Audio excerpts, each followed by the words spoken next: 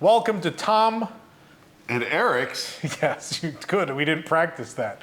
Honest review of Tiana's Bayou adventure at the Magic Kingdom. We are we're not back from, we're in the midst of the media festivities. Eric just happens to live close enough to the Magic Kingdom that it was easier for us to come film this here. Welcome to my kitchen. Before we go get boozed up at the soiree.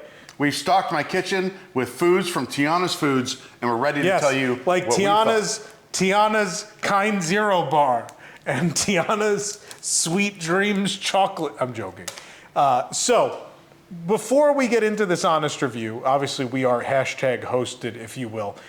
There are a couple things I want to talk about first and foremost. Number one, these are called honest reviews. That is a trend that began at WWNT before everyone else felt the need to use it because they felt targeted by us. Just because we are on the Disney media list does not mean that these reviews are altered in any way. I want to make it clear that, again, Disney has said at every point that we are free to say whatever we feel about any project. We are open, we are free to give honest reviews of things as we see fit. And even one representative from PR said to me at one point, keep us honest. That was the thing that I was told. So I want to make that clear, number one. The second disclaimer is one that I think is solely reserved for projects that people may deem to have some sort of political leaning in some way. You know, the famous log flumes with political leanings. But I want to say something. I will say ours leaned in different ways today, depending on who was sitting where. Yeah, if I sat on this side, we leaned left. If I sat on this side, we leaned right. Here's the bottom line. If you're watching this, I would assume it's because you want to hear the thoughts of people who do this professionally for a living. We go to these parks a lot. Some of us go to all the parks around the world, so we have seen the full portfolio of the Walt Disney Company, right? We've seen everything they've done to this point in time in their history. So the point of these reviews is to give you an opinion based on fact. These are not just feelings, feelings come into it for sure, but they're based on fact, right? They're based on historical data, what the company's up to these days, not just at Walt Disney World, but at all their properties around the world, et cetera. So that is the point of this. So if you're watching this review simply to find out if your feelings are shared, I think you're coming into watching a review on the internet with the wrong intentions, right? If you're coming on here just for me to join in with the bashing or to join in with the defending of this attraction, I think you should turn this off now.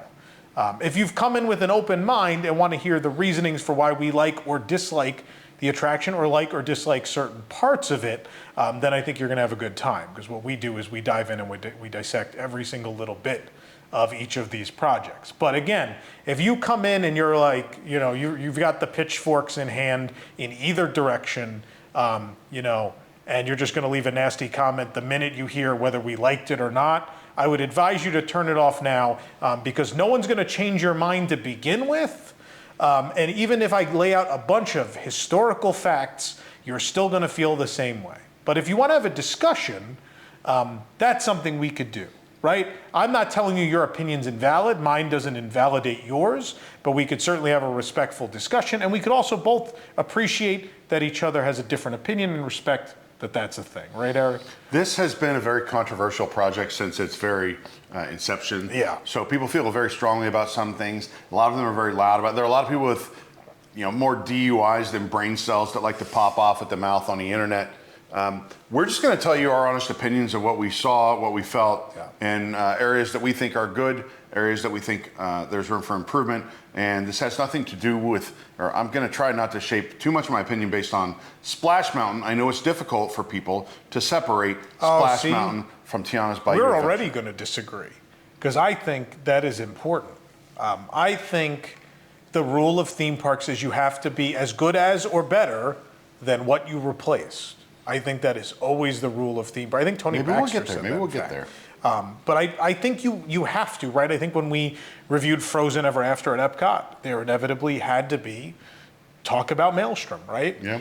When we reviewed Runaway Railway, there had to be talk about Great Movie Ride. And I think there will have to be discussion of Splash Mountain, but we'll see when we... But what I think what I'm trying to point out is the design and project team associated with this ride are not the people who canceled Splash Mountain. They're the people who were tasked with creating something new. Yeah. So the resentment shown to them based on their involvement in a project that I've seen on the internet is kind of unfair. There's some, we've received some psychotic comments in both directions, mind you, but there were some today where we simply, we're at the media event, I think we just tweeted a picture of the project team, which it was not only just the project team actually from WDI, it was also operations, it was cast members who work here every day. Dozens and there of were people. some really gross comments about people that work in a hot theme park in this weather, especially today, for your enjoyment, right?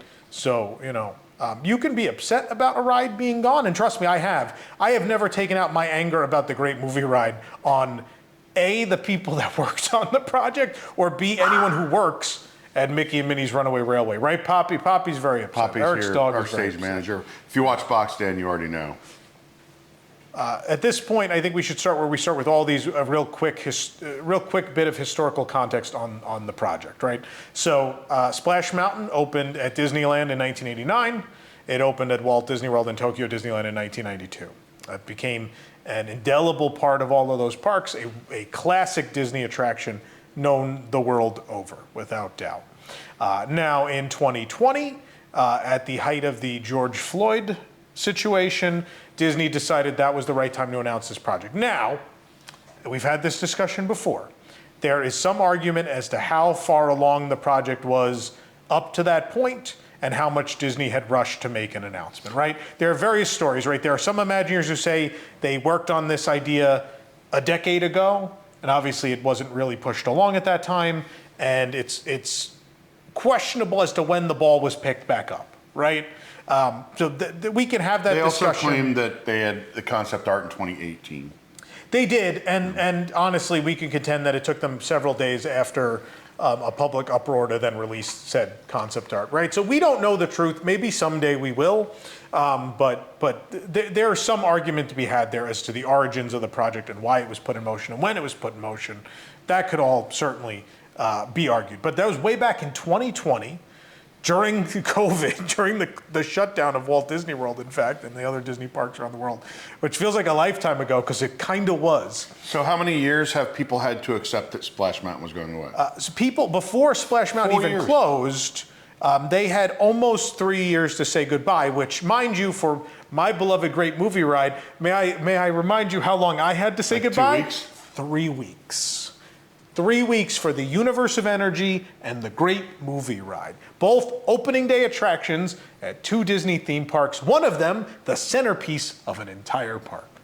But anyway, so you had a good amount of time to say goodbye to Splash Mountain, which I appreciated. I think every attraction should get that kind of heads up. Tokyo does that, right? Space Mountain, we've known for a couple years now that they're going to knock down and replace. Yeah. But they gave people a lot of notice, which is great. More of that, please. So either way, obviously at that point, even after all that announcements, we have all this time. And finally, January of 2023, we closed Splash Mountain at Walt Disney World. May of 2023, Disneyland. We'll talk about Disneyland later this year when that one opens. And then a surprisingly quick turnaround. I think everyone expected this was going to take longer, but in less than 18 months, we have Tiana's Bayou Adventure opening officially on June 28th of 2024. We're here on June 10th. It's the 10th, right?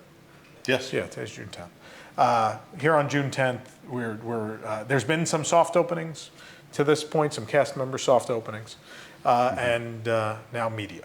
So. And there were concerns on my part early on, especially with Bob Chapek being the new CEO of the company, that this was going to be decals and projectors. And I think throughout this whole thing, everyone was afraid that it was going to be, they were just going to pull some cheap reskin of the product. They were going to Pixar Pier it. What was endemic of Bob Chapek's time as the head of Parks and Resorts? Obviously, at that point, he had been moved to CEO, but he was around in Parks and Resorts at this time. And we had seen what his regime kind of was all about for a couple of years there.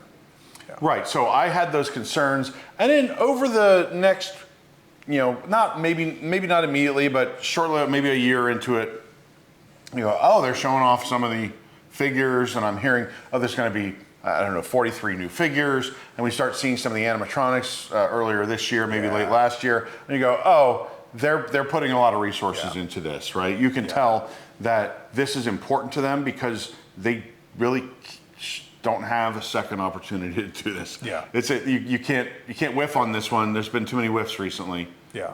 And you got to hit this one out of the park. Yeah.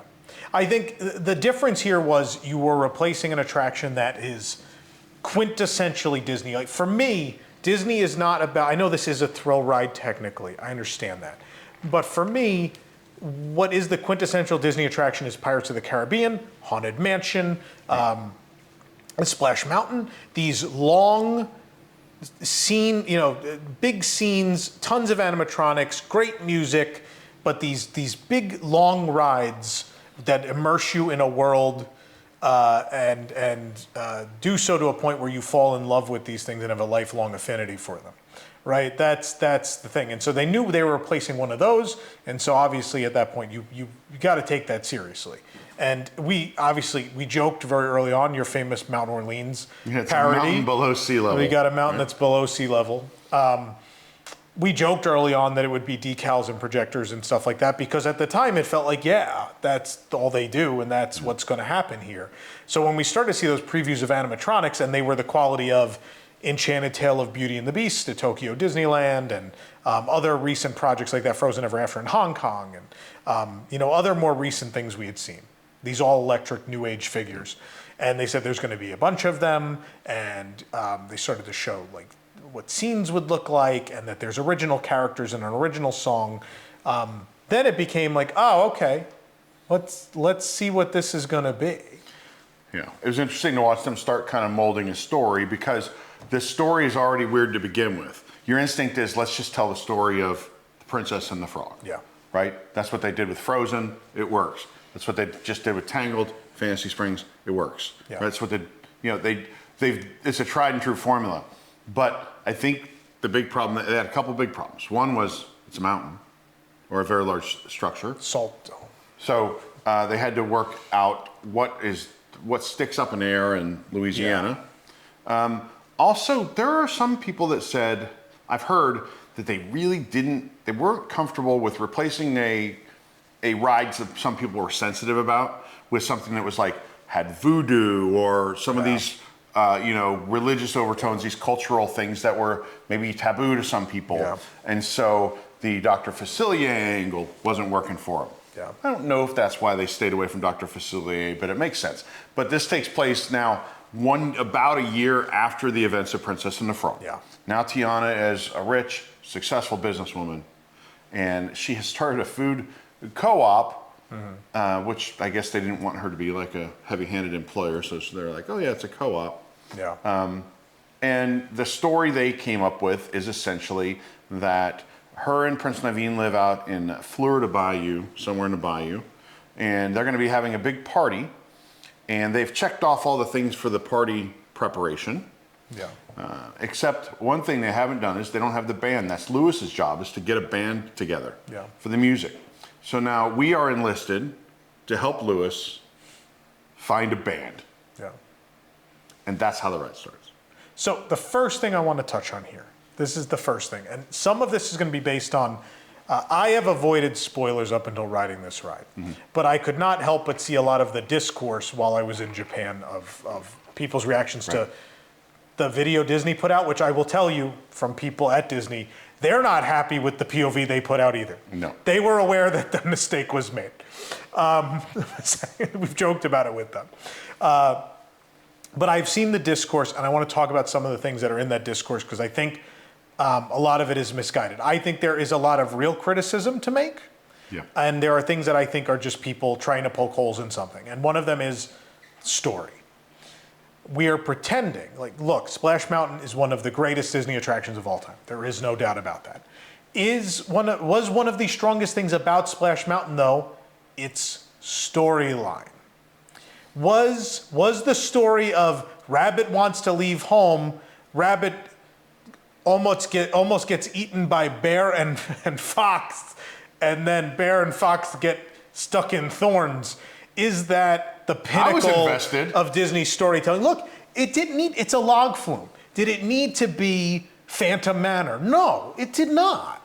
right? It worked for it. I'm not saying it didn't work, but that is not like we're not talking about the Thunder Mesa backstory. We're not talking about Alien Encounter. We're not talking about these rich world building experiences, right? And we have some of those with IP too. Even Frozen Ever After builds this whole backstory of the Summer Snow Day, which celebrates the day, Elsa and Anna saved Elsa with an act of true love and blah, blah, blah. There's way more backstory there. There's way more happening there. In Tokyo, they just tell the story of Frozen. They do, but I'm just saying it as an example of Disney storytelling and attractions, including IP ones, right? So we cannot pretend Splash's strong suit was the same as Pirates and Mansion.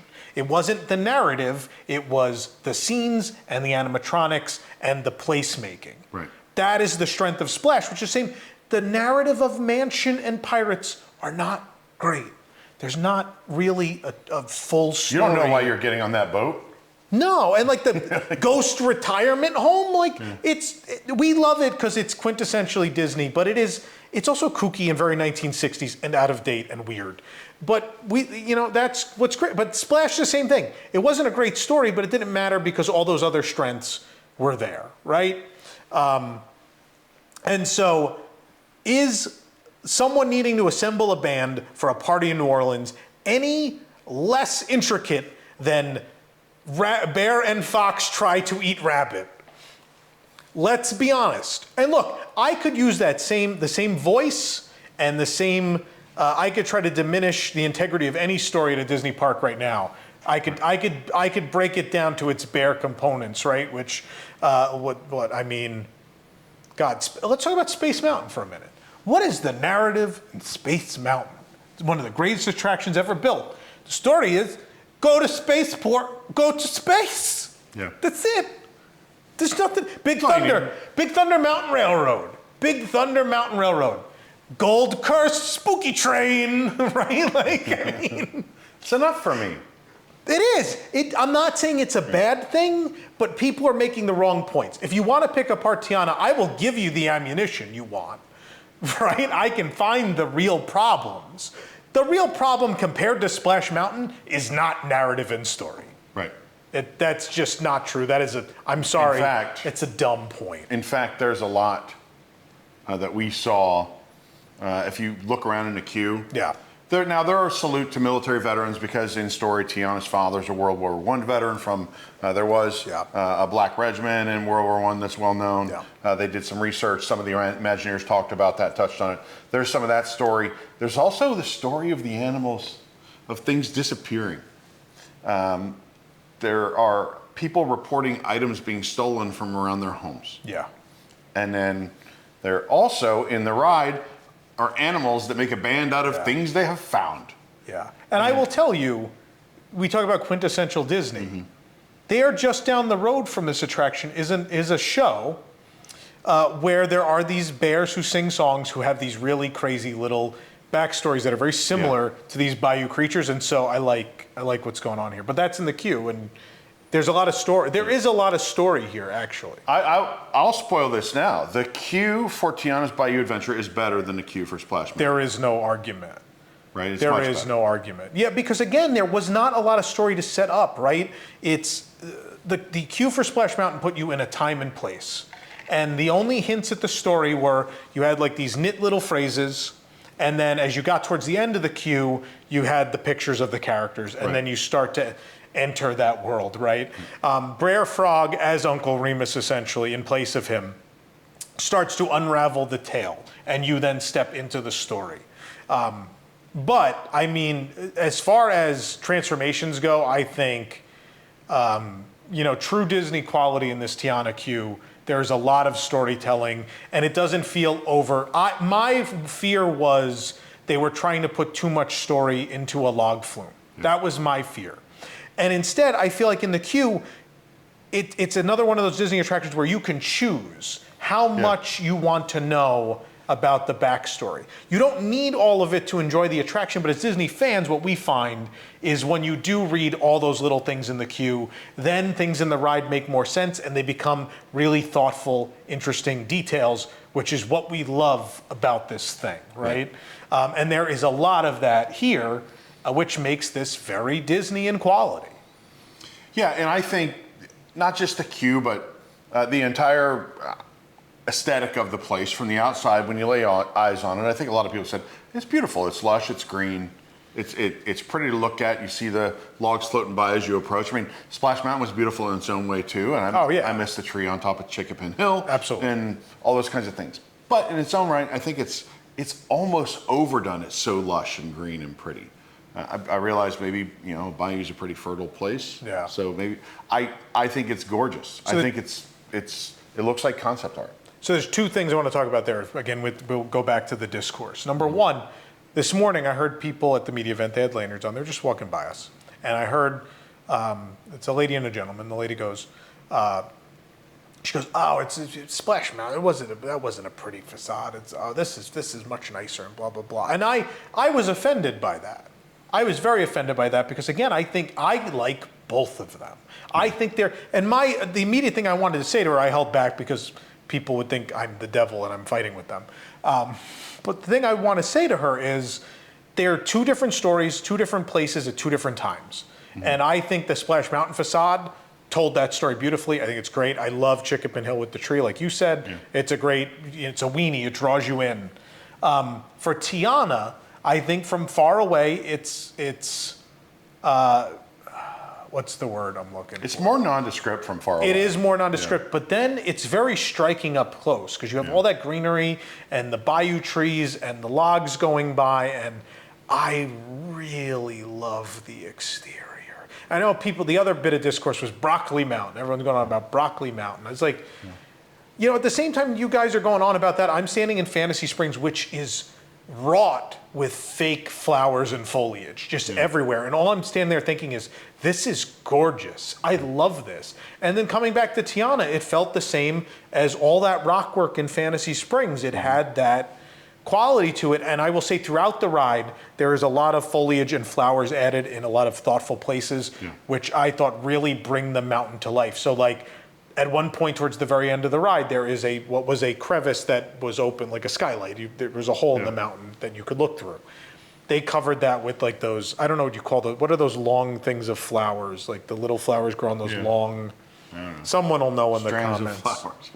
No, but they're small and they grow, It's not I was like, oh, that's wisteria, really, maybe, I don't know. Let us know. But it was really pretty. And I was like, that's great right there, because my eye's drawn to that, but it brings a little more life to the space than, again, I think they're both beautiful buildings. I don't think they detracted from the building in this case. I think it looks great, and I think even when you take the plunge out into that area, it does feel like a bayou. Like, I think the trees are great. There's some little things like the flowers, you could see them. I don't know if they're still playing around with stuff. The water level was a little funky. I think it was low. And so you could see the fake base of the flowers. And I was like, hopefully they figure that out, because that did not look great. But otherwise, I think they pretty effectively made a bayou out there. I mean, we have both been on the ride 3 times. Yeah. But it is in previews.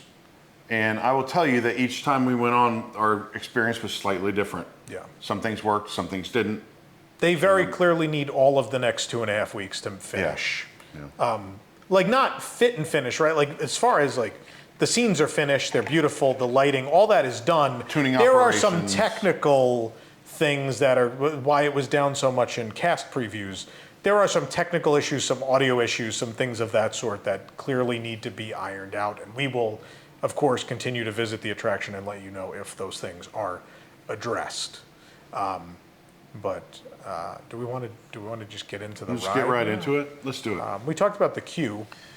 Yeah. Well, can we talk about the second half of the queue a little bit, the Salt Dome? Sure. So you go through the Tiana Foods headquarters, which they took the old barn and they sealed that top level off and made it like fully fleshed out. So you have a bottom floor, which is, again, really cute. It has the newspaper and all these little things that make the story. And I think what I was convinced of when this project was announced was there will be no references to Splash Mountain because we are not allowed. Given the discourse that existed around why this project was happening, I assumed they would want to distance themselves from Splash Mountain completely. Right. So I was very surprised and charmed at the Splash Mountain references throughout, but there's one in particular in the queue, which is a sort of old-timey of the era of the 1920s, these ceramic animals. Yeah. And there's a bear and a fox and a rabbit. There's also a riverboat up there, which could be connected because there was a riverboat Is there a frog too? There is a frog too, so it's maybe it's the marriage of both themes, right?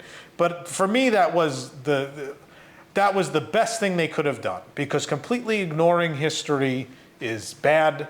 What I didn't like about the press event was we never mentioned that this was an overlay of a ride that once existed.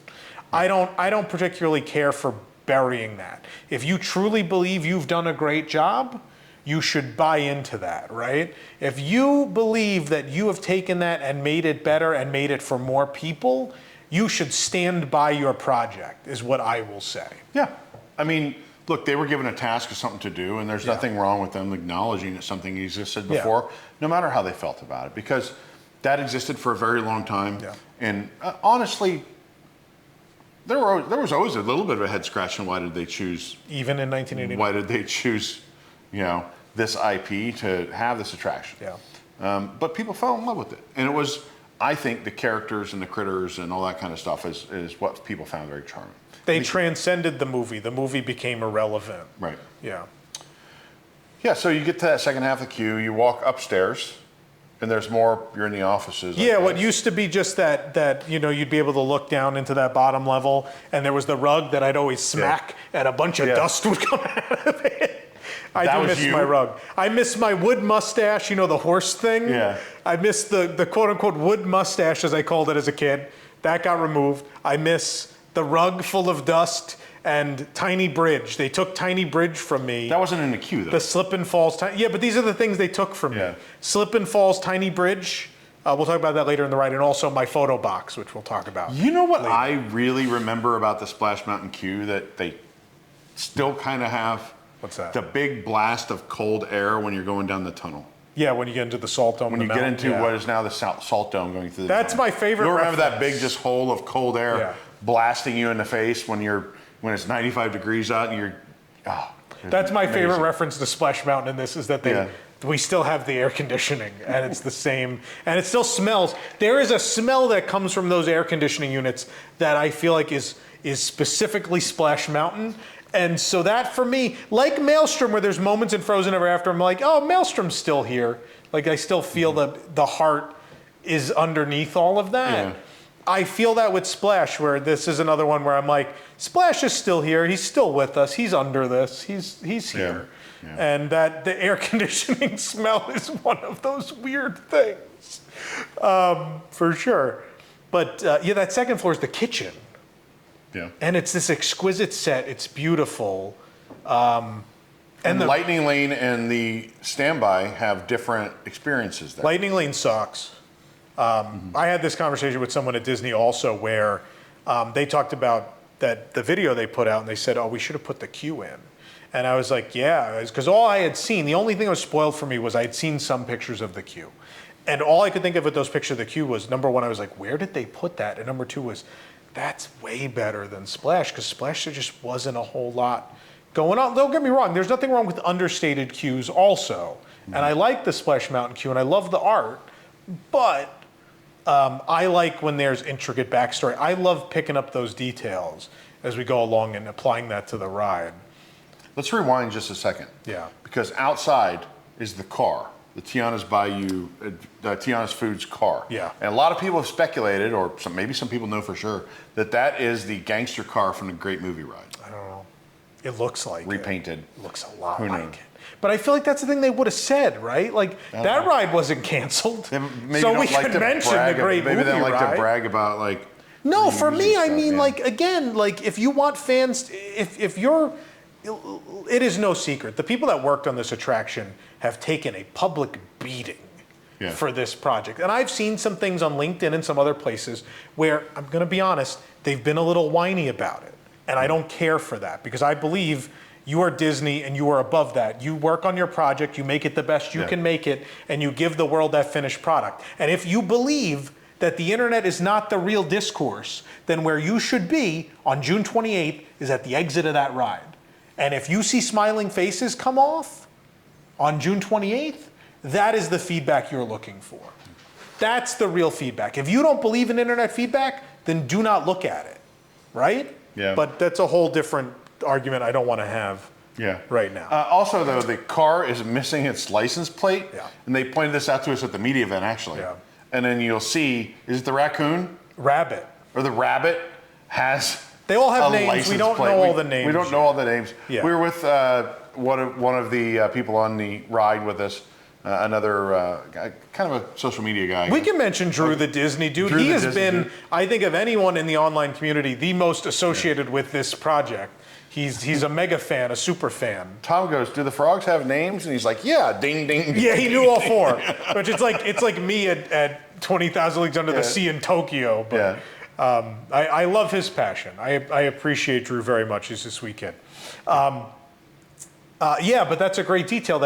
And then in the queue, there's a note that's like, "My license plate's missing," and then and the rabbit's like, "I got it," and he's playing it. He's playing like a washboard. Yeah. Here's your license plate.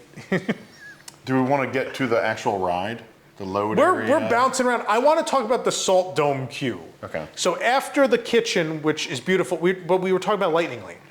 The real thing I wanted to talk about there was the discussion I had with the person at Disney was the problem with storytelling is you're selling Genie Plus, you're selling individual Lightning Lanes. You are creating a world in which people are like, I can skip the line. I don't need to see the queue. Let's give Disney money and have a better day. But are you having a better day because you are missing what makes Disney Disney, and that is the storytelling. So it is so important that when they make these separate secondary queues that skip the main line, you have to make sure people get the actual story points they're supposed to get. So we noticed this, we had this discussion when we went on Guardians yesterday. Guardians Lightning Lane kills the attraction, right? It's just a fun coaster at that point because Glenn Close's character comes out and she's like, "I hope you enjoyed the wonders of Xandar." And I'm like, we had 3 pictures on the wall that I didn't get to read because we walked past them. It's the same thing on Avatar Flight of Passage, right? You missed that whole laboratory. Yeah. Where there's a lot of storytelling elements there. And if that's something you care about, queue, then which is a sin because that is the best queue, even better than anything in Japan. That is my favorite queue on Earth, and you miss it with Lightning Lane. And that's the problem here is you will get to see the downstairs as much, but upstairs you go basically through a bypass hallway where you can kind of peek through the glass, but there will be humans standing there. So you're not really going to be able to peek through that glass and see the kitchen. And that makes me sad because I think the queue is so good that it's a sin to miss that. But something I think WDI needs to keep more in mind. I know space, you had the space to work with that you had, but I think you have an incredible 70-year legacy of solving those problems. So I expect you to find a way. It's not my job. My job's to tell you you need to find a way, and then you have to figure it out. I'm like Anton Ego. I put very little on the line, but I expect the world from you. So that's Salt Dome, Tom. Yeah, that queue. This is a weird part because it's really just the Splash Mountain queue, but painted like salt. With like mineral feel. You can. They touch did it, a feel glittery. it. They did a glittery finish, which is great. But at times there's a part of me that's like, oh, this is primer because it's just gray. So there's parts of it where I'm like, we're in a gray, unfinished hallway. Obviously, it is themed and it's the right color, and I'm poking fun. But it is weird that there's like gray, just gray walls at times. It's a weird thing, but that whole it's Splash. Like it's still pretty much the same. The load area has some extra crates. Kudos to WDI for giving them themed shade covers for the cast members working at the. There's a dynamite at the dispatch. Alcove. There's a TNT. Yeah, where Brer Frog used to be, they turned that into what used to be when it was a salt dome. What used to be the TNT for the blasting, they're now using as like food storage. Yeah, apparently. But I'm sad they're not projecting like Lewis like digging through the boxes. Like, digging a little deeper. I don't know, but kudos to them for the themed shade structures for the cast members that are these little cranes carrying Tiana's food crates. Yeah. So let's talk about the ride. I want you to talk about the first part because you spoiled this for me while we were sitting in the log. Well, I thought it was just odd because you have a lap bar, comes down, you head out, you get to the first little lift hill, and on the right is a cast member like checkpoint. There's a live cast member there, like kind of on, when you go. It reminds me of Test Track when they're checking your yellow. The seatbelt check is around tag, the corner, right? Like, I'm not sure the purpose of that, and then except to distract me from on the left, there's no longer an animatronic frog. But they're still where they had him grounded. Well, they had the little hooks. Cables and hooks. Yeah, it's still those are still there. You can still see it. But yeah, there's a live cast member up there, just out of sight from when you kind of make that turn and start your ascent. I just thought it was weird. I think because we're just so used to Splash Mountain that it was weird that there's just now an added human in a place there wasn't a human before. I just don't know that there's a lot of safety concerns at that lift hill. I mean, Splash, from what I've been told from people that work there or had worked there, was they were one of the rides that had the most jump outs. So it might be a secondary check to like kind of peek in and be like, how far down is your lap bar? Well, once you get to the top of that lift hill, and you make that kind of lazy right-hand turn, and you're looking down into Frontierland, I think it's actually stunning. There's like cypress trees and lily pads and people walking by in the background and the music. And I really thought that part of the ride was very beautiful. I was very happy with the ride at that. They're blasting down to New Orleans from Dr. John. Yeah. Blasting is a strong word. The volume of the music in general in this ride could be turned louder. Yeah, I think in general, especially once we're indoors, I don't mind it as background music, but once you get indoors, it's part of the story and should be a little bit louder. It's a party, right? The whole ride is a party. Yeah. So crank it up, man. I don't care if I get the little thing from the watch that says loud environment. Yeah. By the way, I looked yesterday and my watch told me that I've been in a loud environment every day for the past like 4 years. That's life in theme parks, ladies and gentlemen. You're always in a loud environment. I believe then on the left you have a fence, like a wooden fence, and painted on that fence is a knife chopping some notable New Orleans ingredients. You know, your I don't know, onion and okra and this was a fence that wasn't there. They've covered that like green pepper, that whatever. egress or that emergency exit walkway up a little bit more. That used to just be kind of wide open. The fence runs farther along than it used to. Oh wait, I'm actually not even there yet. Right, that was actually that's there. That's there. And then there's the big lift. Yeah. Right, where you see your first animatronic. Can I go back a second? Yeah. I really like the framing of the drop. I like the two Bayou trees and the tall grass where it looks like I got it. I didn't think about it, but it's the bit is that you're actually diving through the bayou. Like that's you're sailing on the bayou on that level, and the log is going into the bayou water. That's what's getting you wet. That's the idea. I think it's worth pointing out too that cannon that shoots the water from when people go down the final drop, the big splash there that used to fire just as you went inside to hit that lift hill, that is no longer there. They were not using that post-COVID, I don't think, at least not regularly. Or it would do the little... or do a little dribble or something. It makes me sad because that is the splash of Splash Mountain, but... That's where you got the wettest. I don't think that was Tiana's fault. I think that was a thing that would have been removed in a splash refurb in the not too distant future anyway, but it still makes me sad.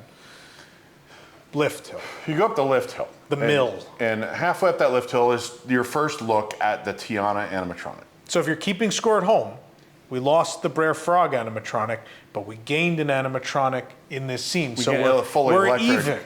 Well, no. You lost a pretty low-tech animatronic, and you gained an electric, high-end, fancy Tiana animatronic with 100 million different movements. She turns and like talks to you. Yeah. I mean, that's where you see the list. Brer Frog used to be great before he broke and then was like, you know. I think that's where you see the list of the things that need to be done to plan for the party. Too. Yeah, and then it's you got to go get the band. So Tiana's And she says it to you. She points. For Find all the Louis. people that are like, I can't follow the story, she literally yells it at you at the beginning. She's like, we need a band. And Y'all find Louis we need and a go get band. the And she band. goes like this. It's like, you're going this way to find the band. Yeah, you get up there, you look for Louis, and then there he is in the He's in the okra. animated okra. I love it. I love that this again was a scene with no animation before, and now we have animated props here. Yeah. Louis is not animated, but the okra is. Yeah, he's stuck under a cart, and the okra is he's knocking the okra over. He's looking for a band. He's starting to look for a band, and he started at Tiana's Foods, which we have to. That's the story, right? We've started at Tiana's Foods, and now we're eventually gonna travel into the Bayou again. But it's not terribly different from what was there. People are so angry. It was already like a critter farm, so now it's just a human farm. I miss the little animal houses, the little. We could have places- kept the birdhouses. the little bird houses. I kind of miss those. It offered like a little, cute touch that why not? You'll find out later that we were told at least that they want little kids to not be so scared of this ride. Yeah. So why not add this? Because it is. Look, there's a bunch of food growing. There are crates. The food is labeled, and then someone took some gourds and made a Louis on the right. Louis the alligator. Yeah, It's very cute. I want to squash that joke right now. Ooh, wow. So there we are. We've made it through the food. And then there's Brer Rabbit's home is abandoned. It's a hole in a rock. Yeah. That I thought was weird. I am very much of the camp that is, if a scene existed there, either hide it or add a scene there. I think you automatically remind people like me that something used to be there by it just being a void. Yeah. That's one of my, this is a real nitpicky one, but I think an important one is they should have filled that hole. Because then Brer Bear's house across the way is now Mama Odie's house. I think it must be. It's not labeled, but you hear her voice behind talks the door. from behind and it's the a door. small door, and she's a small woman. She's a small one. So, but this is the first thing that really hit me hard is the little miniature rope bridge is gone. Yeah, so we called it Tiny Bridge. If you remember when you watched back when we did the daily live streams post-COVID Yeah. for Magic Kingdom, I expressed my love of Tiny Bridge. And Slippin' Falls was the name of the Yeah. drop. And there was a bridge with which a critter had fallen through one of the slats. That's gone. Which, again, that's a moment for me where I'm like, you could have kept that. It doesn't detract from the story. Like, why couldn't we have the tiny bridge? I think they want the swamp to look more untouched. I don't know. But it looks like it belongs in a swamp. There were some little things like Brer Rabbit's house being a void and the little bridge Yeah. where it just, and the birdhouses, Yeah. where it felt like you just decided nothing will remain. Everything must go. Yeah, I mean, Tom and I disagree on this up to this point a little bit. After Tiana, up until that drop, where I don't like all the food. I mean, the food is fine. I feel like it could have been better. They could have done something besides stack crates of food and put the food growing. Tom kind of liked it, and then I don't think it's I didn't different. really get upset about Brer Rabbit's home, but I do miss the tiny bridge. I'm not upset about the home. I just think it's weird that they left it as a They just left hole it in as the a hole, rock, yeah. right, where a speaker resides. They could have Probably had the same guys. speaker. They had guys doing concrete work, right? Could someone have put? I would have went up there with wire cutters. Hand me the rebar, and I would have cut the shape, and I would have thrown the plaster over it and be like, "Come paint this," and we would have been done. We could have called it a day. If Disney, you have 2.5 weeks. I'm here for a couple more days. If you want me to come, just leave me some rebar and some cutters, and Can't we'll make imagine it. the workmanship. that it was. It's got to be better than Epic Universe. Anyway, there comes the Universal. Here it is. I just like to rile them up. So Mama Odie, we go down Slippin' Falls, which is not the name anymore, but Yeah. we go down Slippin' Falls and we enter the interior show scenes, which is the Bayou. Yes. Which it's nighttime in the Bayou. So this is a big change because on Splash Mountain, we're daytime. I guess it's a bayou. It's another Georgia bayou.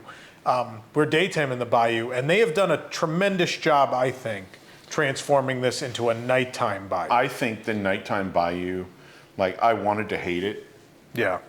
And honestly, even when I watched some of the YouTube videos, I watched them, you did not. I was like, Yeah. this looks soulless. It feels like it doesn't have anything going on. I'm not sure how I feel about it. I don't feel good about it. I don't feel bad about it. I just don't feel anything about it. Yeah. But actually being in those nighttime Bayou scenes, I thought they were great. I thought they were great. The lighting, there's firefly effects and all sorts of lighting effects, and we're not even talking about the projections yet. Yeah. But just the lighting, some of the lighting on the flowers on the water, the lilies and things like that. They did a really great job of set dressing, I think. Yeah, I think so. There are some exceptions to this throughout the ride. Yeah. But in general, I think those nighttime Bayou As far as scenes are nighttime Bayou. lovely and charming, and I think they're pretty, and I like that, right? Yeah. I know some people just want like, yeehaw, and things going all around them all the time, but I kind of like the pretty Bayou, and you can feel the vibe still. It's about to pick up a little bit. Yeah, and then we encounter our first Lewis animatronic, and here's the thing. There were 3 checklist items for me to make this project work, right? And they're the same. They're kind of for me the 3 things that make a great Disney attraction for me. What I think are the most important things is audio animatronics, original characters, original music. Yeah. Those are my 3 things I need from an attraction, right? Now, sometimes they don't work out. Runaway Railway. Missing one of those things, the animatronics are garbage. But the car one's fine. But then, original character Chubby's okay. He's barely in it. He's not great. An original song, they did nail the original song of Runaway Railway. I can't deny that. That I can't deny. So Tiana, the first thing we're talking about is the animatronics. They nailed the animatronics. These are of the same exact quality as everything I saw in Fantasy Springs. And for someone who for so goddamn long has been going on and on about Tokyo spends the money and everything's better and blah, blah, blah. How can I possibly complain when they build the same quality things as OLC has ordered from them? The answer is I cannot. That would be illogical. That would be, I can't do it. They're the same quality level. It's worth pointing out that despite the fact they are high quality animatronics, we felt like on all of our rides, the audio was slightly out of sync with the animatronics. So when there's an animatronic speaking or singing, it's not quite matched up. It's more last generation, right? Where it's just like, well, its mouth's moving, isn't that good enough? They knew about it. It was just a glitch today, and they had to operate for media. So they're aware of it. When you ride it, it will very likely not be slightly out of sync. I know that I think the first Lewis animatronic in our POV video that we put up, by the way, we were not permitted to film today. Yeah. So we don't have any of today's ride footage for you. You're looking at footage that was taken during the cast. There was an ability to mount a camera to a thing and do some stuff, but that caused a whole different level of complication I don't want to get into. It's not really pertinent to whether or not you'll enjoy the ride. But I know that the Lewis animatronic was not functioning properly in our POV video. So people had pointed that out. Okay. So he was working today, and he was great. So I don't know that, I bet it's not that he was broken in our video. What I noticed today, and what is clearly one of the big lingering issues as they approach opening day, is the triggering of the animatronics, right? So they're all triggered. So they all, so this Lewis does like a dance while he's waiting for someone to come. Yeah, he doesn't do it on a loop. He's waiting for something to cause him to start. Then when you hit a point, should you trigger it, should your log trigger it, then he launches into his animation and speaks. What I assume happened I haven't watched the video. What I assumed happened is he didn't trigger, but maybe he was also broken. I don't know. But we saw that today where there were some rides where some didn't trigger because logs were backing up and things. Again, the ride is not officially open yet, but then we did, within our 3 rides, as you said earlier, we saw each figure work fully. Yes. So I'm going to judge this as if it works fully. Now, again, we can revisit this in a couple weeks when it officially opens. If it continues to be a problem, you will hear about it from us. And you see Lewis, and he is starting to marvel at the band members that you've just found the first band members. Man, they can play. Man, you're going to hear that a lot. There's a group of several animatronic animals playing. Yeah. This is one thing that disappointed me because those things look awesome. I love them. I love that they created these original characters. There was something with the sound where I felt like as we got closer to the band, it should have been a lot louder. Yeah. The voices, the vocals from the band and the instruments should have gotten louder as we got there, and it didn't. It just kind of like sounded like the rest of the ride, which I thought was weird. There's some audio issues throughout the whole thing, whether it was the syncing, the volumes. Musically, I have some problems throughout the ride that I'll talk about eventually. But audio, if I have one overall negative, very negative, for me was audio today. Now, will that be resolved? It's actually, honestly, the easiest thing to resolve. You don't need to really close the ride to do it. It's kind of an overnight thing generally. So I think there's things that can be fixed, but I'll talk more about music overall when we get towards the end. I want to keep going scene by scene. What I will say is these are not full-blown animatronics. I would call these like animated figures. Yeah. They kind of go back. They have beautiful animation and they're beautifully made. In a group. They're all in a group playing in a band, kind of. Some of them are so seated, the rabbit does this and he bobs and the animation's beautiful and the figures are beautiful, but they are not. I don't want to tell you they're Louis and Tiana because they're not. No, but although right after that, then there's Tiana saying, "Boy, they can play. Boy, they can play." I don't know who did the script, but please, there has to be some other way to convey that they're good musicians. Because I feel like at least 3 times I heard, man, they can play. Boy, they can play. How can they play? Like, I got it. Well, those cats can play. All right. And they're playing improvised instruments made of things they have found, which I think is cool. And which I think is also what the Main Street Philharmonic does now because Disney won't give them a budget. But I don't know. You see them marching with license plates and flowers. Anyway. So I think, the figure, it's great. All these new characters, and you will be given the opportunity to purchase a plush of a few of those creatures. Not enough. After the ride. Not enough, I will tell you, because I love them. Do we want to go back to a character we're introduced to early on? Do we want to talk about him already? We can talk. I'm going to go into a 10-minute. I promised Drew I was going to go into a diatribe. We're going to talk about Larry later. There is an army, for those of you who have been on the ride. Let's just talk about him now, because he already appeared. We missed him already. The first one. There is a reoccurring original character who I think he might be my favorite, other than Figment, my favorite Walt Disney World original character. He's Larry the Armadillo. He is a kleptomaniac. I don't care what anyone tells me, he's borrowing, whatever. He is actually a really kind of despicable looking kleptomaniac armadillo who wears an eye patch like a pirate. And you never get a good look at his eye patch, by the way. It's always on the other side. He's always facing the same direction where you cannot see his right eye, but he has the left eye is the eye that follows you like Haunted Mansion, right? Which I love because it always looks like he's giving you the side eye. Mm-hmm. He's like, I didn't steal this. He doesn't move. He's just like a statue. Yeah, he's a figure. He's beautifully sculpted though. The detail is great because we noticed on one of them he has like where the armadillo would have hair poking out. They actually went and put little attached scars on hair. his armor. He has scars on the armor, the eye patch. He's adorable and I love him. And the fact that he's just stealing props, I love him. Like he's stealing fruit and vegetables. He stole an umbrella. I think he knocked over a light at the end. He's the best thing in this ride. In fact, this ride, I know David has the graphic ready because we're petitioning for this. I think the ride should be renamed Larry the Armadillo's Bayou Adventure. Because he is the star. Everybody else fell in love with the band characters. Tom is in love with the armadillo who does not move.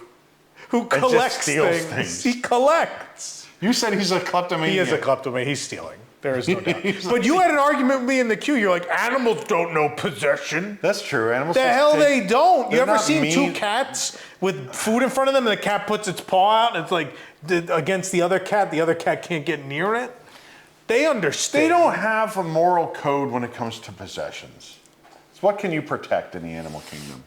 Right? I don't know. Not Dino Land. I'm just going to go. So we talked about Larry. I love Larry. And the fact that Larry does not have a plush Disney is appalling. How did no one know he was going to be such a smash hit? With one person. No, I think everybody. Let me know in the comments if you've been on this ride and if you love Larry the Armadillo like I do. Please let me know. So we have another Tiana. She's great. They're all great. Man, those guys can play. But then we go through, and this is where I think the narrative came from, that people said there's a lot of long, sort of abandoned areas.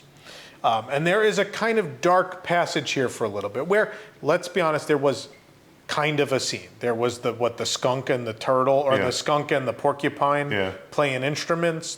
There's nothing there now.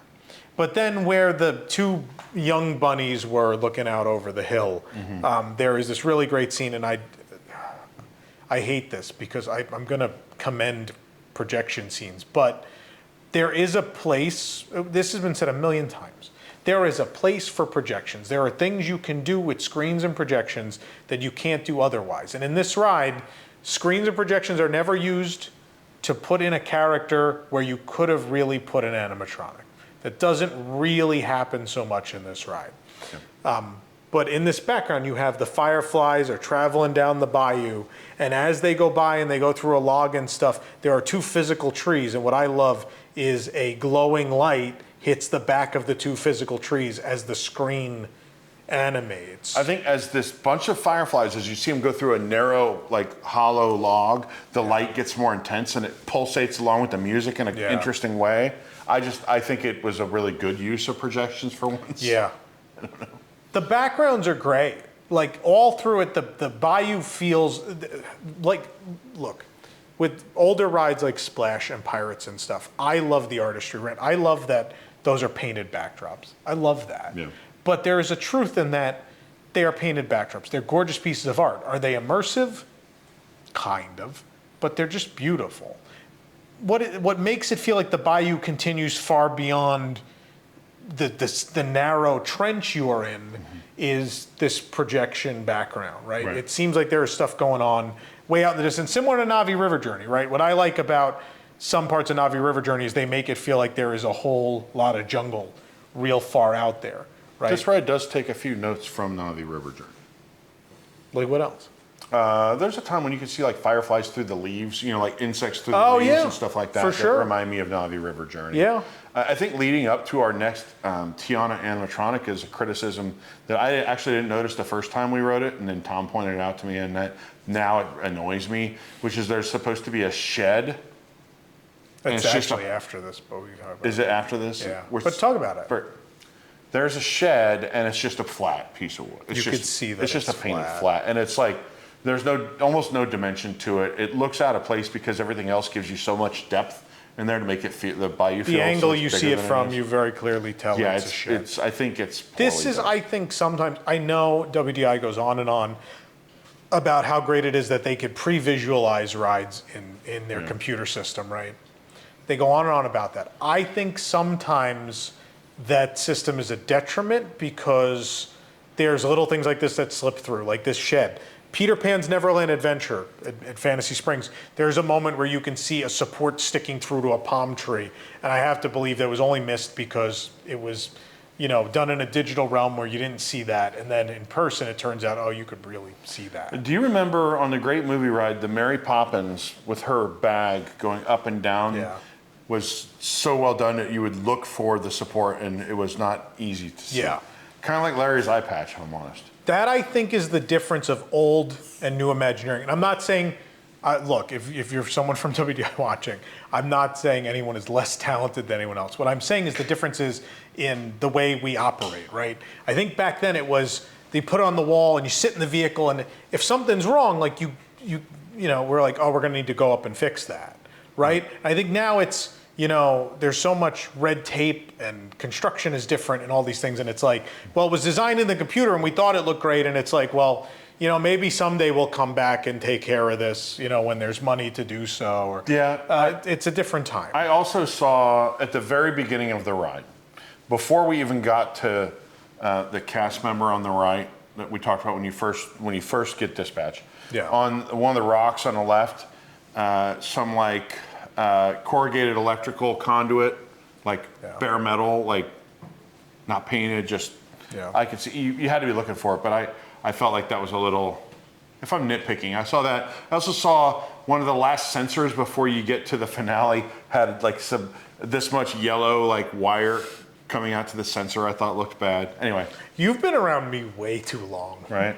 These are the things. These are the things I've learned to edit from my reviews because these are the things that people come after me for, where they're like, "You're being insane." Like, yes, I am being insane because, again, I have to remind people when we do these that the expectations we have for the Walt Disney Company are the expectations that they set for themselves through the generations. Right. I know. I think a lot of people enjoy that. Like, I don't know how this works, but I know Yeah. it works, and I love that someone took the extra care and creativity to come up with a solution that kept me from seeing how. The magic of Disney is the immersion, and it's how did they get it to be so immersive, right?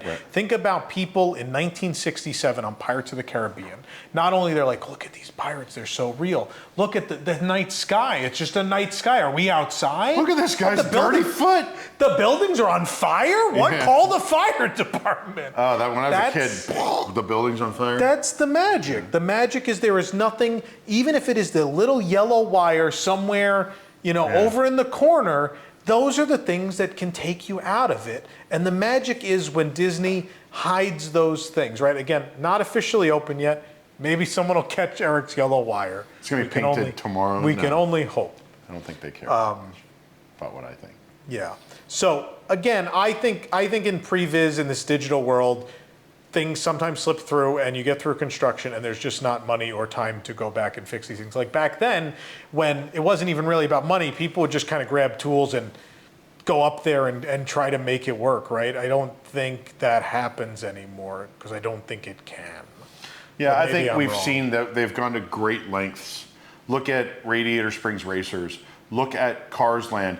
Yeah. Great lengths they went to and great expense to keep you from seeing this much of a power line outside. Yeah. You know what I mean? That is, they do sometimes have a history of going to great lengths to keep And then you in story. there's the Bob Chapek years where sightlines are like points on whose line is it anyway. They don't matter. Right. That became the Jake liked that one. That was one for Jake. But where are we in the ride? Oh, so we've got the first bunch of our band picked out. Yeah. But you know what we find out is that there are creatures that are really talented, but you got to get down to their size to find them. We're not there yet. We're almost there. No, you have skipped several scenes. Several? Yeah. Okay. I'm going to talk about the band for a second. So we talked about the first scene with the 5 bear rucks or whatever they are. The 5 first animals of the band. We talked about that. You go you go through to the next scene. Lewis and Tiana are there, and again, they can play. And it's like, those cats can play. Oh, the cats, and it's 2 cats with bugles. I don't know what they've got. They've rolled up cattails or something, Yeah. and they're banging on them while they play them or like something. that. Yeah. But then immediately across the way, there's then a fox and 3 bears. And it's like, the first time we rode, it just all happened so quickly that I'm like, I thought we were going to assemble a band. I thought no more foxes and bears. I thought the purpose of the ride is we're going to go on a journey to assemble the band. Yeah. And so then there's almost kind of nothing for a little bit. And then Tiana comes through again. And then we go to what you're going to talk about in a moment. My problem was, you have that dead space, right? Yeah. That It was everyone's dead. complaining about. Take the fox, get him away from the bears, and let them find him next. Yeah. Create one more scene there, right? So they find the cats, that's great. Across the way, you don't give it breathing room. Stretch that out a little bit. Give them a minute to breathe, then they find the bears. Then give that a minute to breathe, then they find the fox. And then Mama Odie can shrink us with her Wayne Zielinski ray or whatever she's got. There's there are a few beats where you're without story or without anything, which is not always the worst thing. But what But I kills me feel is like they've packed so much in up until then that you're like, wait a minute, you just kind of let me go, right? You kind of got me going. Yeah. You had this nice Zydeco music playing and all this kind of stuff, and then there's just a hole where we know something used to go. Yeah. And honestly, it's not much used to go because something. It was the frog fishing on the alligator, which wasn't a top tier animatronic, and it's like the annoying Brer Roadrunner. Can I come? No, go away. And then you get to the next drop, right? I hate him. I'm glad in Tokyo I think he's female. He's been ostracized. He's a female and he doesn't get a speaking part, which is my favorite thing about the Tokyo one. That sounded sexist. I don't think you meant it to sound like that. No, I didn't mean. No, I mean like they changed the characters. They changed the character. It's weird because they were built at the same time. That's what I mean by that. Yeah. Both of those splash zones were built at the same time, but could not be more different. Right. It's bizarre. And one of the bizarre things is Brer Roadrunner doesn't get a speaking part, and I believe is a woman in the other one. And it's like the same people built both of these. What happened? But that's a whole different story for another. All right. Anyway. So my point was, people have a somewhat valid criticism about one or two little sections where maybe something else could have been there. And it's not that they underdelivered, right?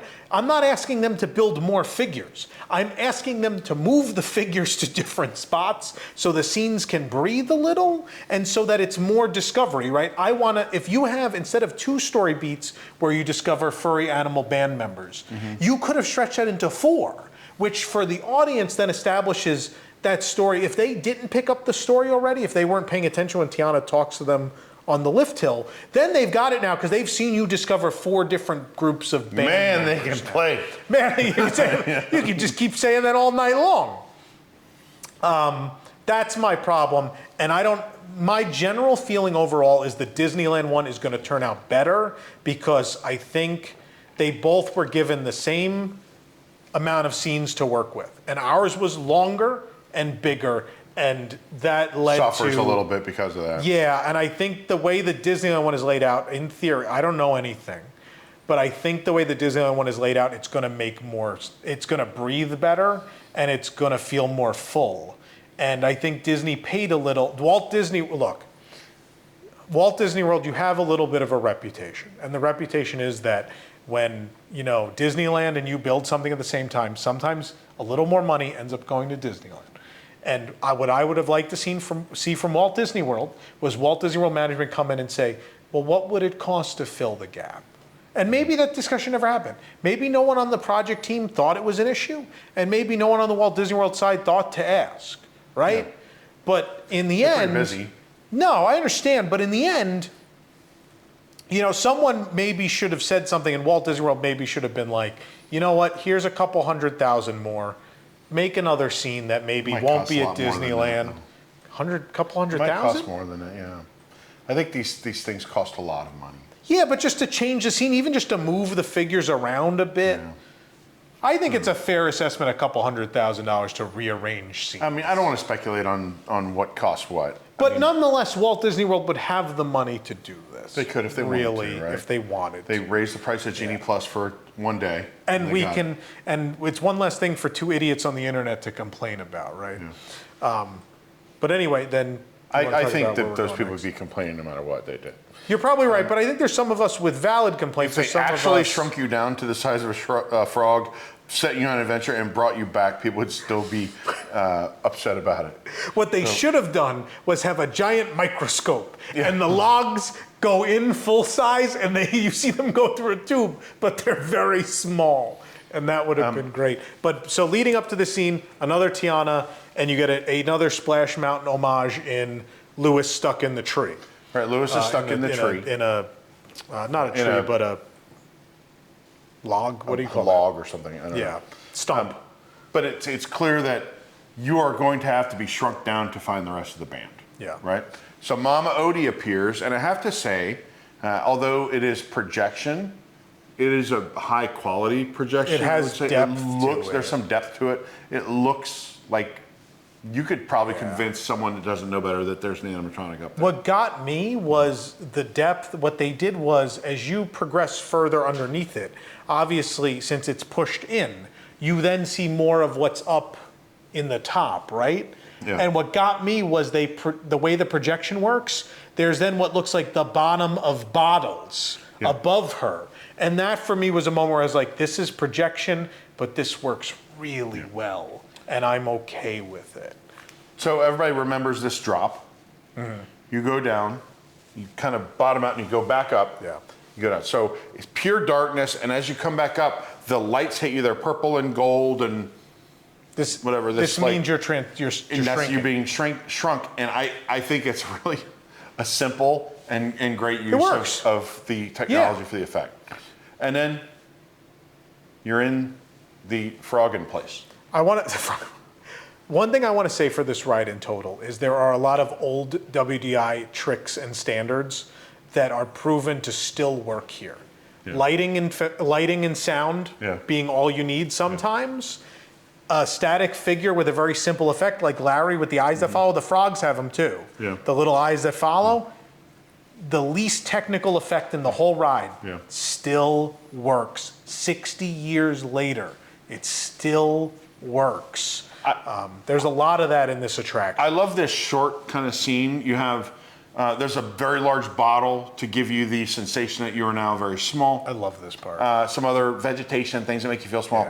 And a giant frog So playing the drums. Before you go down that drop, they establish these 4 frogs. They're in frog scale, as opposed to you.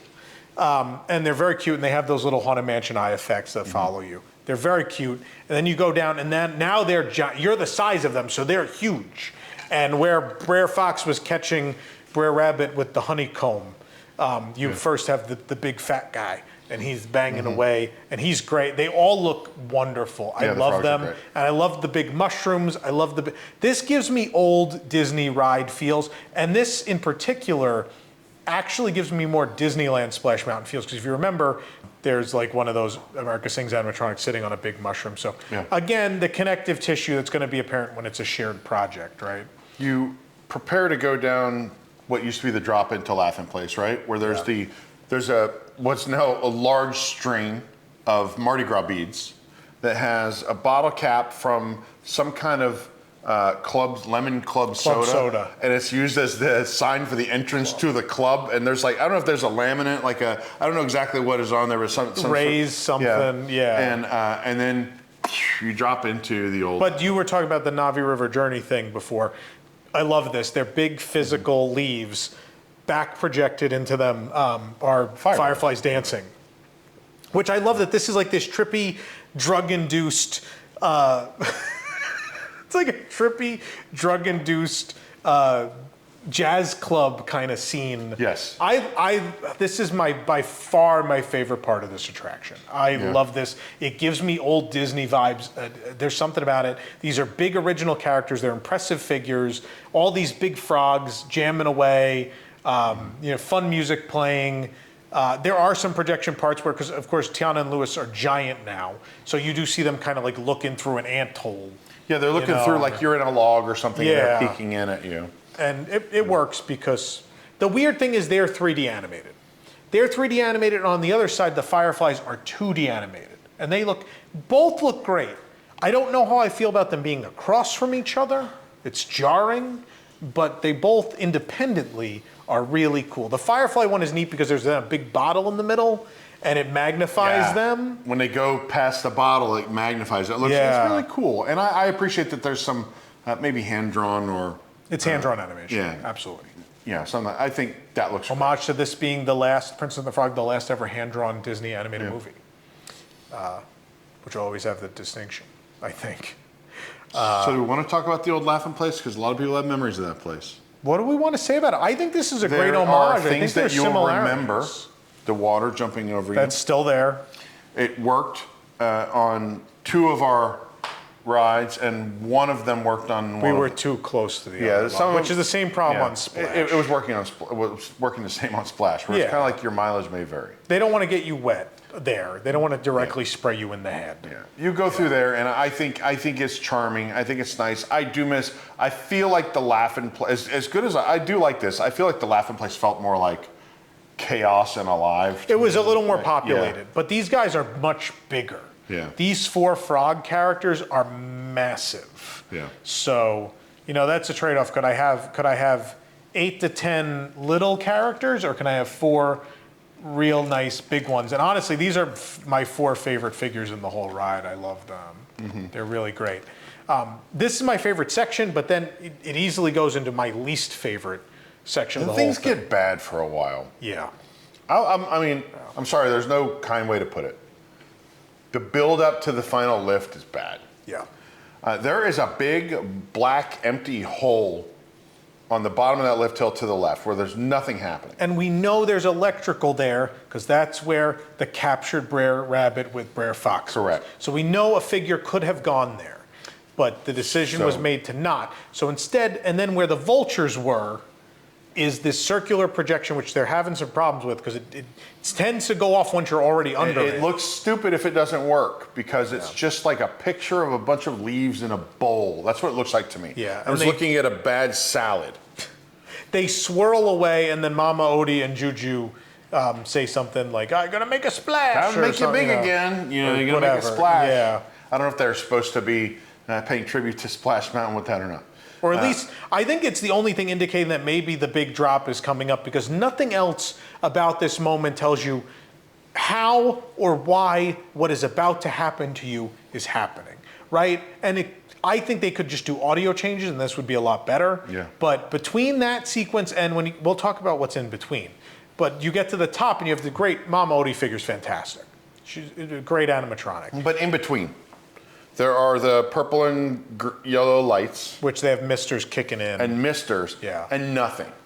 That's just, and what someone told us is that this is intentional because they didn't want a build-up to scare little kids, which I feel is a cop-out. There's a million things you could do to make kids feel I like reassured the there. mist and the light. This is not my problem. I think it's okay. Because there was but I don't think nothing it's there, enough. Splash. Splash was just ominous music and then a couple of little, like, scary eyes in the wall. I think it's better at night. It'll be better at night. Probably. But when you're looking in this daylight and you see the sun shining off of the conveyor belt and watch the vehicles in front of you going up there, or in our case, waiting to go up for a while. We were stuck at the bottom of this lift For a hill, minute or two. of the 3 rides for a while, and it's just dead. You're out of the story.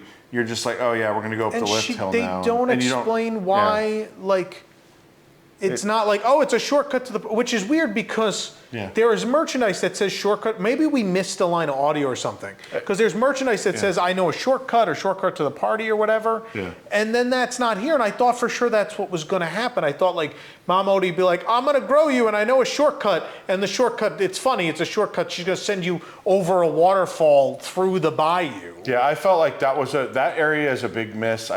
It's something they could probably fix. I think with a couple know lines there's- of dialogue yeah. you can, and I think you can animate a different sequence maybe for the start of the lift hill too. Yeah, top of the hill, Mama Odie, great animatronic. Oh, she's tremendous, but I just want, we need to establish a drop is happening. I know we don't want to scare kids, and I understand we believe more younger kids are going to ride this, and I do believe that, right? This is, I think there's a lot of younger kids that, you know, parents are like, do you want to ride Splash Mountain? And they're like, what's that? And they're like, I don't know those characters, I don't know. I think you are going to get more kids that feel kind of forced to ride it because it's like one of their favorite characters. Yeah. I think you're going to see a lot more of that for sure. You're going to see a lot more younger kids on this ride. That is absolutely true. So I understand their line of thought to be like, we have to change this ride. And maybe, look, I know other people in this community have gone on and on about the conflict thing. I don't believe Dr. Facilier had to be there. Would I have liked that? Absolutely. I would have loved that. Yeah. I would love an antagonist. But I also believe in, you know, exciting Bayou ride to a party where you get shrunk into the size of a frog can be compelling content. I think there is something they could have done within that story in that lift hill.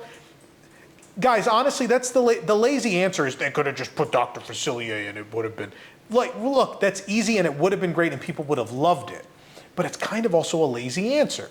Because the answer, if you concocted this story, you should come up with something that fits this story. And I don't for a second believe that there wasn't a more compelling idea connected to the story without a villain that would have worked. I think there could have been some funny comedic thing with Mama Odie where something happens and she sends you over a waterfall. Whoops. She's like, yeah, like she could just kind of be like, you'll be fine. Or like, I don't know, something could have happened differently. I believe something different could have been concocted without breaking the story or without, you know, opening the fire extinguisher, breaking the glass on the fire extinguisher. You know, in case of emergency, call in Dr. Facilier. I'm tired of rides where I'm going to a party though, Tom. How many of them are I kind of have that they kind of do that with Rock and Roller Coaster. You're going backstage to a big concert. They have it at Fast and Furious Supercharged. You've prompted a great point, though. How many attractions do we have where something goes wrong? Does every single attraction in the park have to be something went wrong? Can sometimes it just be something silly? And I think it can in the case of Splash. I think it can just be silly. And honestly, you know, the conflict from Splash was silly. The rabbit convinces him, oh, you don't want to eat me. You want to throw me into a briar patch. Please, you do something And worse. then Throw me they into a briar patch. And Don't then do they that. fall into thorns. Like, it's already kind of stupid, right? It's based on an old fable. I It mean, is. But they I'm didn't create saying, that like, story. it's not like we're not in any trouble. We fall into the briar patch with them. But compared to Splash, it's not like, in Splash, the Brer Fox doesn't turn you at some point and go, on you too, I'm going to throw you in too. Like, that doesn't happen. Right. I think with some audio and some reprogramming of the figure and maybe some different animation, they can make the drop sequence better, I think. But as for the actual drop, like, I remember, like, the iconic part was you drop into the briar patch with all these big thorns. Yeah. I thought dropping into the bayou worked just as well with the trees framing your drop. And nice fog they're effect. tall, and they're tall, right? So it kind of felt a little more harrowing, right? It's like I'm falling into a more narrow, taller passage this time, and I really like that. I found myself closing my eyes when we hit that fog at the bottom. Like, I don't remember having that reflex before. I don't know if there's more of it, or my body seemed to be like, oh. You're just older. I'm older. It just never stops. Then you'll be glad to know that well, first of all, you get to see Larry again. Larry's down there again. Yeah. Larry's standing there, and I somehow need he has more a of parasol and a lamp he has stolen. He stole a parasol. There's a lamp too, right? Was there a lamp? It's That's later. It's on the ground in front of him. That's the next scene. No, there's a lamp, a lantern. Is there? There's a lantern in front of him on the ground. He's got See, a we're parasol. learning a lot. There's Larry again. And you'll be glad to know that old remember the waterfall when Splash ended and you're waiting to go into the finale, you know, you went down there and there's water coming down and splashing on rocks and getting the poor person in the right-hand seat and you wet. push them closer into it. Yeah, that's still there. But that's what I mean, whereas like Splash Mountain is still with us. Like all these little stupid things we loved about Splash they're all still there except the cannon. But. We go into the finale scene, which is almost too much. There's so much happening in the finale. You see these figures everywhere on all sides. There's Larry again, and now he has broken a lamp that he's sitting on like a base of like where a lamp used to sit on, like a brick replaced base, and the now lamp he's that he broke. knocked it off and he's just sitting there. Yeah. And the band is playing, and Tiana's there, and Naveen, you finally see him. There's so many characters. There's so much going on there that we had spoken to an Imagineer before we went on the ride who told us, we said, what's your favorite like Easter egg? And she was like, I can't really tell you, but it's on the steps. So I'm looking for that. First time through, I missed Ralph playing drums. I missed all the little frog musicians right there. You're gonna need several the rides band up to the see this stairs all finale. around. Yeah. Tiana, you know, it's amazing, and then it's gone. And so if I have one other critique, it's that the ride is often too quick in the parts that are really interesting and really slow in the parts that are boring. In other words, when your logs are backed up and you're not moving and you're sitting there for a long time, usually there's nothing going on there. And when it's working fine and you're going fast, that's when you want to be stuck because there's a lot to see. Yeah. And operationally, we don't know how the ride tempo is going to be when they actually open it. This is a media thing. So there were a lot of empty logs going. There were people, they were putting your phone into a camera holster that's taking a lot of time. And so we don't know that, look, those are natural backups I remember from when it was Splash Mountain. Yeah. So I assume that when it's operating at its normal capacity, those are still going to be the spots where you're getting bumped into from behind and hitting people from behind and waiting to unload. Those were a little longer than I remember today. But again, I think you blow through some of the scenes with really interesting stuff, and the finale is one of them. There's so much to see there. More of that finale should have been spread out through the scene more, and I think this is where we suffer for Disneyland shortcomings, is where, again, because they're designed the same, I think it's very compacted, and there's kind of some empty space when you first enter the room, whereas on, the Tokyo and Walt Disney World versions of Splash, there are more characters sort of spread around the room. Yeah.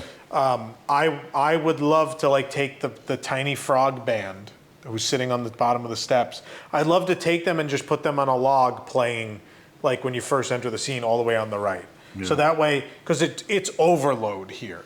There's so much to take in, and it's very quick. I would love for more of it to be spread out so you have a moment or two to digest how much is going on. Because then there's characters of note on screens in the back. Yeah. Like, so Big Daddy's in the window on one of the sides, and I was like, oh, he's the main character, but he's shoved back there. Okay.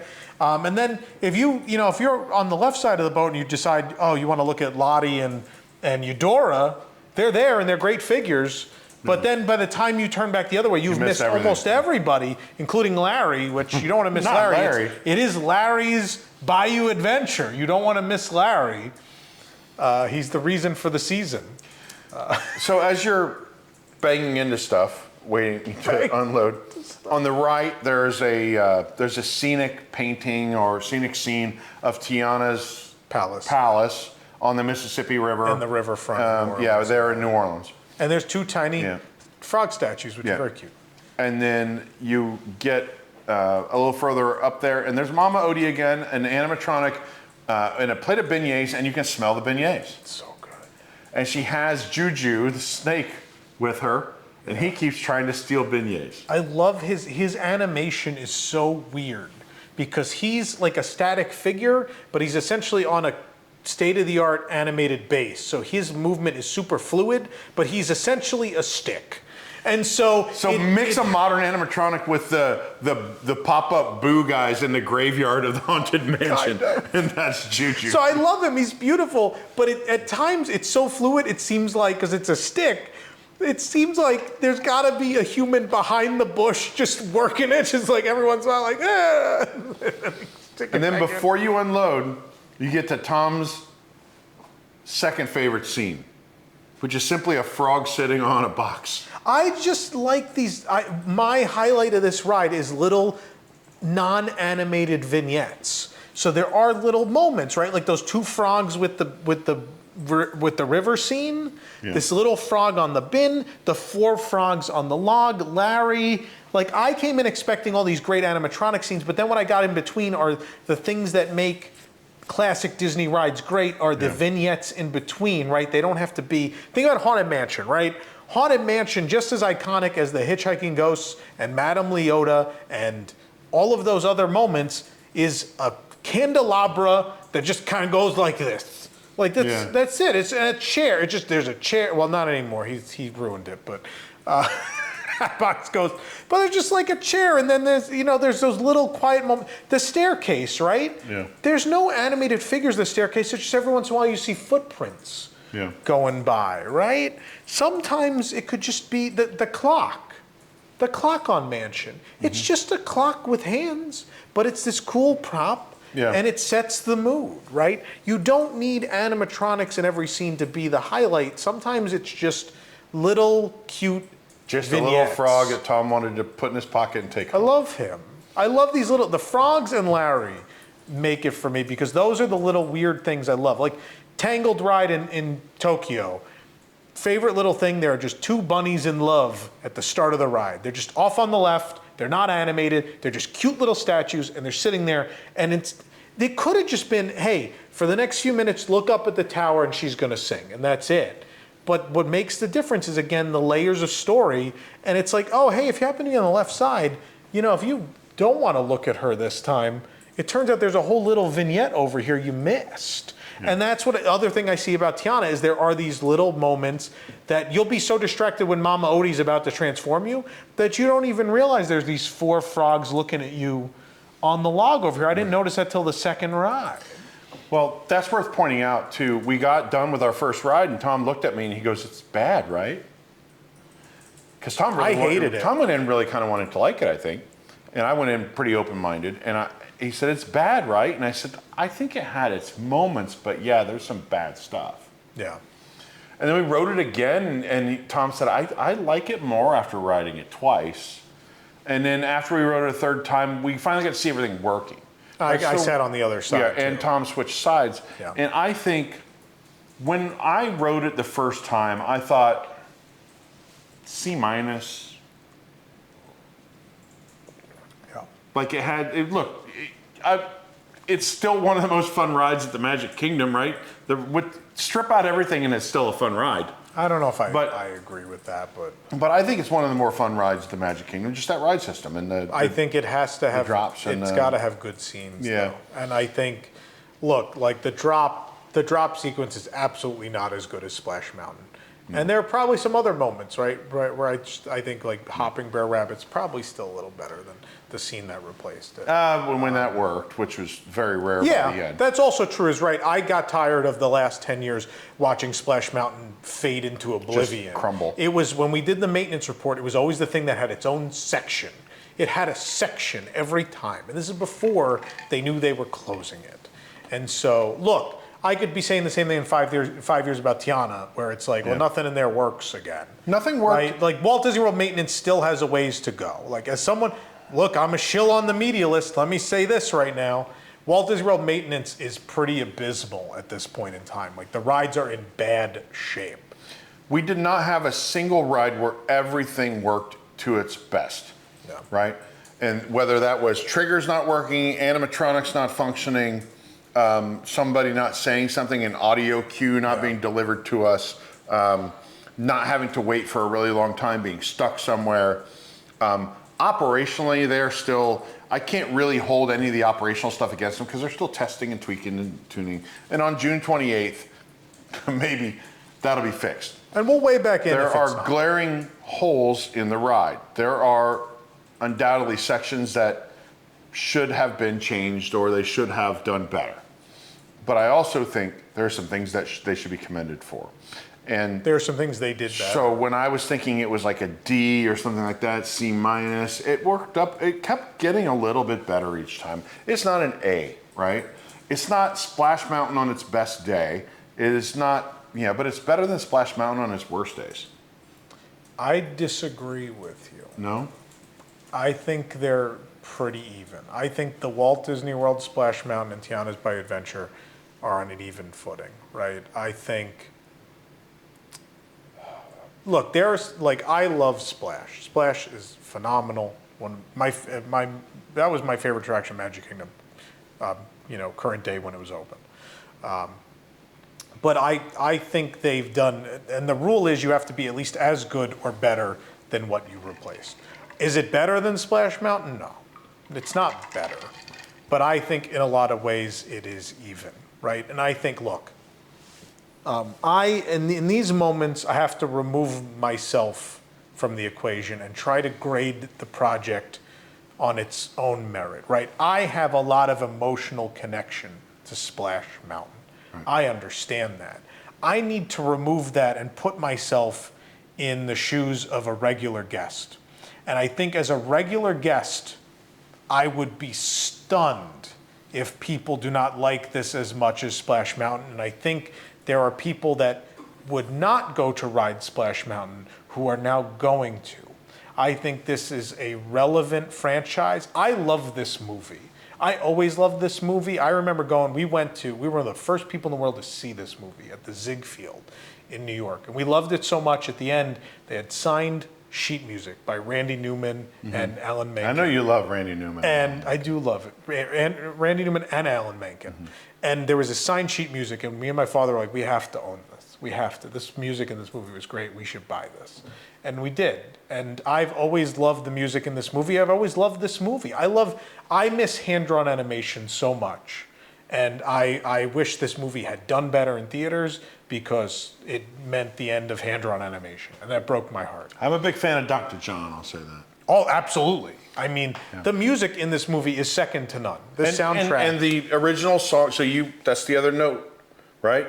You wanted animatronics, original characters. I got a boatload of original music. characters and original characters. So the PJ Morton song, Special Spice? It's fine. It's all right. You don't leave there like... I appreciate that it exists. Yeah, I like the song when I'm in it, but it's not like when I got off, I couldn't stop singing it.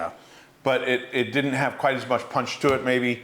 I liked it. When I'm in there, I like it. But you know I what? don't remember it. Do you know what Splash Mountain did not have? Original characters. It did not have. No, it had original characters. Who? A lot of those characters are not in the movie. But they're from the legend, the fables in the book. No, a lot of them are from America Sings. They're not. I know But I mean, wasn't there like a Brer every animal? I don't know. I don't know. I'm about old enough that I grew up. Some in of them those are books absolutely around. just America Sings characters. I'm going to give Splash credit for original characters because I think some of those characters really are. It didn't have an original song. Yeah, that's true. So Edge Tiana's Bayou Adventure. There you heard it from Tom. Right? Course. Laughing Place is in Song of the South, right?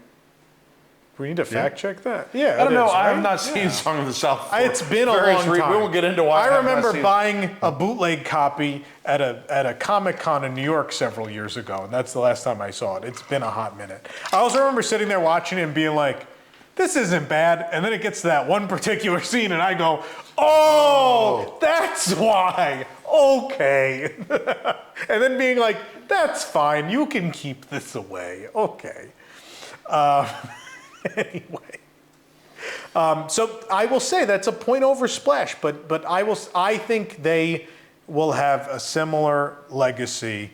I think the world has changed, and this is an IP that is one that resonates with the guests that come today, and that's great. I think the fact that they put in an effort that is one of the better efforts of this era, right? Yeah. Like if you ask me what's the better replacement, Frozen Ever After for Maelstrom or Tiana for Splash? Tiana. Yeah, I'm with Yeah, you. there's no doubt about it. I'm with you. Not to say that Frozen doesn't have merit, because I think it does. I think the Olaf figures are great.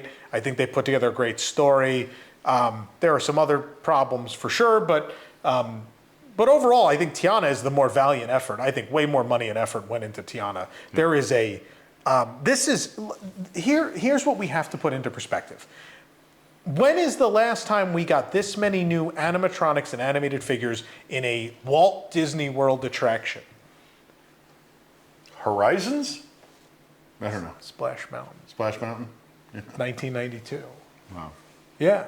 So that's the funny thing is, since Splash Mountain in 1992, there has not been an attraction with this many new animated figures and audio animatronics.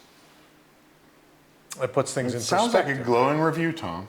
I don't know about glowing. I think they did a great job, and I think it's my preference would have been I would have liked to have gone in and been blown away to the point at which I was Yeah. like, man, not only I'm not blown away. I would have loved to have been like, it was better than Splash Mountain. Man, did they do it? We never looked at each other and went, Yeah. Because the other thing is they ruined the surprise, right? We knew the animatronics were the new ones, and there was a ton of them, and they were great. We'd already seen them. They ruined that surprise for us already. So that was a problem. But again, like, if my three things during the Bob Chapek era were, we don't do enough animatronics, we rely too much on screens when we could put animatronics. We don't make original characters anymore because everything's simply IP based. And we don't really do original music because we're not doing original attractions. So you did do something with IP, but you still had these Disney hallmarks, which are a bunch of top-notch audio animatronics. You did a bunch of original characters, and you did them in ways that feel very Disney. These are these little non-animated vignettes, the animatronic scenes, the scenes with the animated figures, all feel like things from those quintessential Disney rides, whether they're, the characters rocking back and forth playing music evokes memories of Disney dark rides, It's a Small World, different things like that. The animatronic scenes evoke thoughts of Enchanted Tale of Beauty and the Beast and, Anna and Elsa's Frozen Journey and all this great stuff from Tokyo they've done the last few years. And the music, at least having an original song evokes, it's not my favorite song yet, but... It's what I wanted to see out of a new attraction, Tom, in 2024 is I want that one showstopper moment like you have in Enchanted Tale, Beauty and the Beast, or even in the new Frozen ride where everything freezes and all. Like, there's some really cool moments. There's nothing that seemed to change the game for me, except that there was cute, there were nice animatronics. But here's where we have to step out of being us for a moment, right? Think about Walt Disney World in total. Other than the shaman, are there animatronics of this caliber, and so many of them, anywhere else at Walt Disney World? Hondo's pretty good. The Hondo is, that's fair. Doc Ondar. Yeah, Doc Ondar. Lieutenant Beck. Hondo. They're few and far between, but they're out there. But these are, again, they Concentrate built on one ride. Yeah. tons of new figures.